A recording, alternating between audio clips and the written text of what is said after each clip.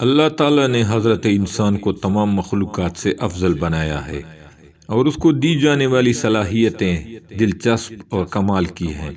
اس کے ساتھ حس عطا فرمائی ہے جس کے ذریعے چیزوں کا ادراک بھی ہوتا ہے، لیکن کچھ صلاحیتیں سب میں نہیں پائی جاتی، جیسے وہ انسان جو جنگلوں میں رہتے ہو، وہ بارش، طوفان، زلزلہ وغیرہ کے بارے میں پہلے ہی واقف ہو جاتے ہیں اور بتا دیتے ہیں کہ کیا ہونے والا ہے۔ ایسے میں اللہ کی دوسری مخلوقات میں بھی کچھ خاص باتیں وہ ہوتی ہیں، جیسے چیونٹی کو دیکھ لیں کہ اس کو پہلے سے ہی بارش کا پتہ چل جاتا ہے۔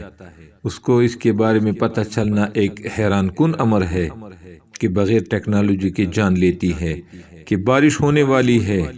یہ سب کیسے کرتی ہے؟ اس کے پیچھے دلچسپ وجوہات ہیں۔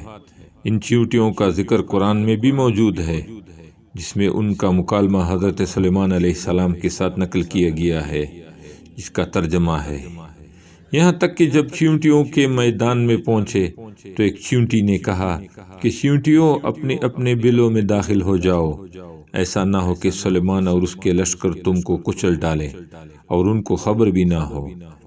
سائنس نے بتایا ہے کہ چیونٹیاں آواز سے بات نہیں کرتی بلکہ ڈیٹا منتقل کر کے بات کرتی ہیں، اور ان کا طریقہ یہ ہوتا ہے کہ وہ اپنے منہ سے ایک مواد نکالتی ہیں اور سامنے والی چیونٹی کے منہ پر چپکا دیتی ہے۔ دوسری چیونٹی اس سے سارا پیغام ڈیکوڈ کر کے سمجھ لیتی ہے۔ اس لیے آپ نے اکثر دیکھا ہوگا کہ چیونٹیاں چلتے چلتے رک کر دوسری چیونٹی کے منہ سے منہ لگا کر آگے چلی جاتی ہے۔ یہ وہ عمل ہوتا ہے جس میں وہ ڈیٹا منتقل کرتی ہے۔ جدید تحقیق میں یہ بات ثابت ہو چکی ہے کہ چیونٹیاں آپس میں نہ صرف بات کرتی ہیں بلکہ ایک زبردست نظام کے تحت زندگی بھی گزارتی ہیں۔ آپ نے اکثر دیکھا ہوگا کہ بارش سے پہلے چیونٹیاں اپنے گھر کے باہر گول چکر لگانا شروع کر دیتی ہیں اور مٹی کے پہاڑ بنا لیتی ہیں تاکہ بارش کا پانی ان کے گھر میں نہ آ سکے۔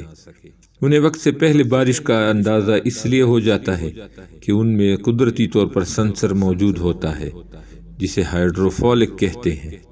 جب ہوا میں نمی کا تناسب زیادہ ہو جاتا ہے تو چیونٹیوں میں موجود یہ سینسر اسے محسوس کرتا ہے اور چیونٹیوں کے دماغ کو بارش کے متعلق پیغام بھیجتا ہے۔ اس لیے چیونٹیاں بارش سے پہلے ہی اپنے کھانے پینے اور رہنے کا انتظام کر لیتی ہیں۔